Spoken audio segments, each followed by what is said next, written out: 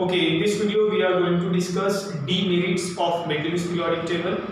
इसके पहले वाले वीडियो में हम लोगों ने merits of Mendeleev's periodic table discuss किए थे. That is the advantages of Mendeleev's periodic table. कि मेंडलीव ने जब अपना टेबल तैयार किया तो उस टेबल के क्या-क्या एडवांटेजेस थे.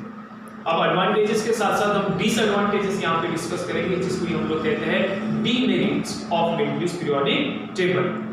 अब डीमेरिट का मतलब होता है नुकसान, उसकी गलतियां, उसने सबसे बड़ी अलग अलग कौन सी मिस्टेक वहां पर उसने की.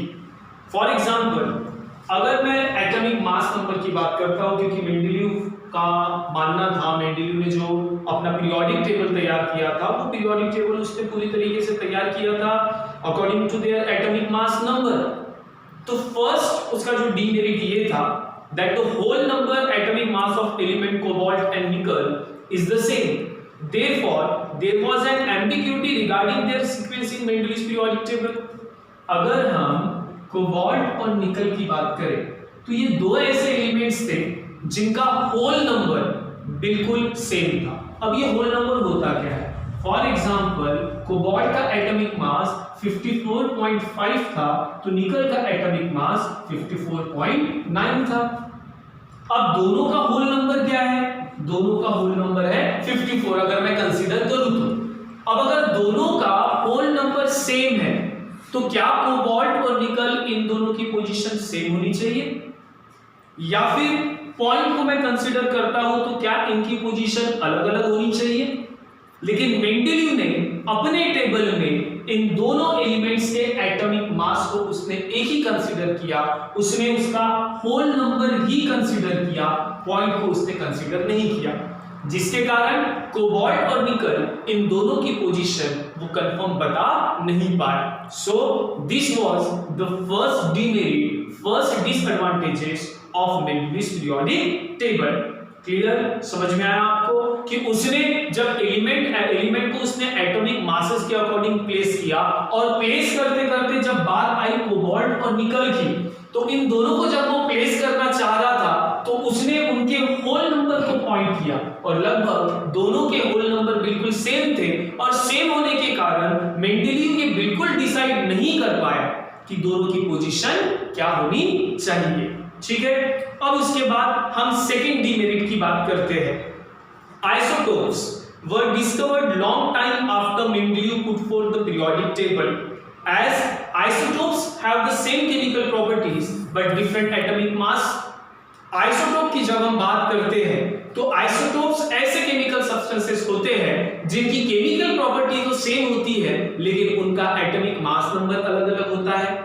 फॉर एग्जाम्पल, अगर मैं हाइड्रोजन की बात करूं, हाइड्रोजन के कुछ अगर आइसोटोप्स अवेलेबल है तो हाइड्रोजन की केमिकल प्रॉपर्टी तो सेम रहेंगी, लेकिन एक ही हाइड्रोजन के तीन अलग अलग एटॉमिक मास नंबर रहेंगे. अब अगर एक ही एलिमेंट के तीन अलग अलग एटॉमिक मास नंबर रहेंगे तो क्या एक एलिमेंट को हम तीन अलग अलग जगह पर प्लेस करेंगे? ये क्वेश्चन मार्क था. आप समझ रहे होंगे कि हम क्या डिस्कस कर रहे हैं, क्योंकि आइसोटोप्स जब मेंडलीव ने अपने पीरियोडिक टेबल को तैयार किया था उस वक्त आइसोटोप्स का कांसेप्ट बिल्कुल भी नहीं था, और इसीलिए इस पॉइंट के ऊपर मेंडलीव ने बिल्कुल भी नहीं सोचा. और हुआ क्या?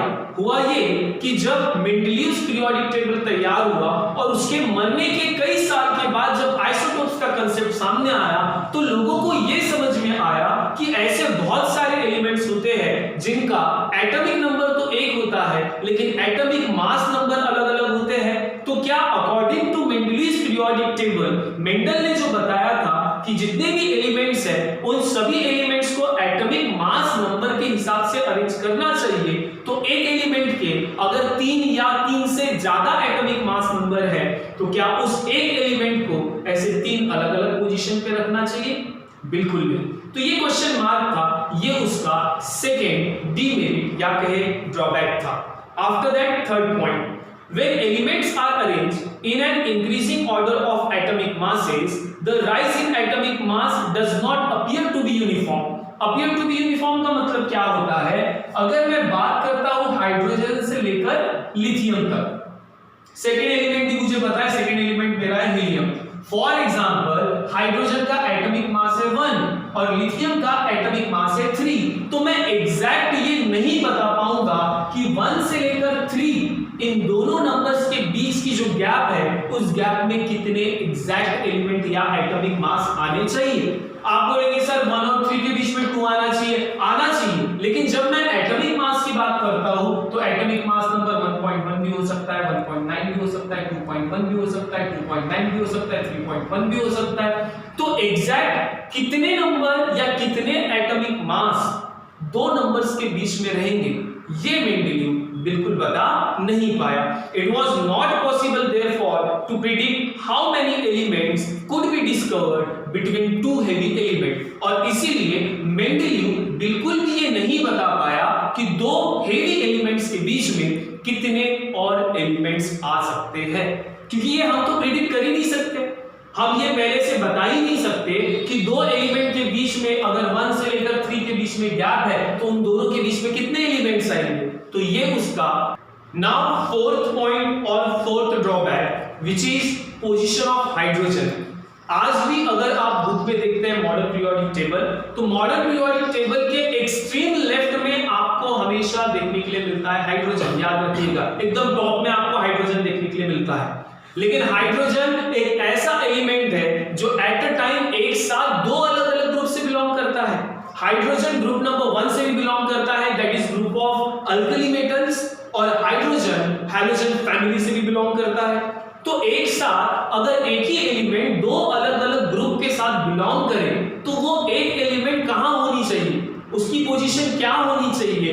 ये जो पोजीशन ऑफ हाइड्रोजन है, ये पोजीशन ऑफ हाइड्रोजन भी मेंडेलीव ने अपने टेबल में क्रिएट नहीं किया। क्यों क्रिएट नहीं किया? क्लियर वहां पर उसने नहीं किया, इसलिए नहीं किया क्योंकि हाइड्रोजन एक साथ दो अलग अलग ग्रुप के साथ बिलोंग करता है। अगर मैं उसके एटॉमिक नंबर की बात करूं, according to their atomic number अगर मैं चेक करूं तो हाइड्रोजन ग्रुप नंबर 1 में ही प्लेस होना चाहिए। लेकिन अगर मैं हैलोजन की बात करूं, उसकी केमिकल प्रॉपर्टी अगर मैं चेक करता हूं और उसकी केमिकल प्रॉपर्टीज अगर मैं हैलोजन के साथ मैच करता हूं, हैलोजन का मतलब होता है ग्रुप नंबर 17, और ग्रुप नंबर 17 में जितने भी एलिमेंट्स आते हैं उन सबको अगर मैं देखता हूं तो उन सबकी वैलेंसी कितनी होती है? 1, और हाइड्रोजन की भी वैलेंसी कितनी होती है? 1 ही होती है। तो इस तरीके से अगर मैं देखूं तो हाइड्रोजन को ग्रुप नंबर 1 में नहीं होना चाहिए, हाइड्रोजन को कहां पर होना चाहिए? ग्रुप नंबर 17 में होना चाहिए। तो ये उसका एक बहुत बड़ा कंफ्यूजन था, ये एक उसका बहुत बड़ा ड्रॉबैक था कि हाइड्रोजन की जो पोजीशन है वो मेंडेलीव ने बिल्कुल भी क्लियर नहीं की। तो ऐसे 4 डिमेरिट्स, ड्रॉबैक्स आपको मेंडेलीव पीरियोडिक टेबल में देखने के लिए मिलते हैं। ठीक है, थैंक यू।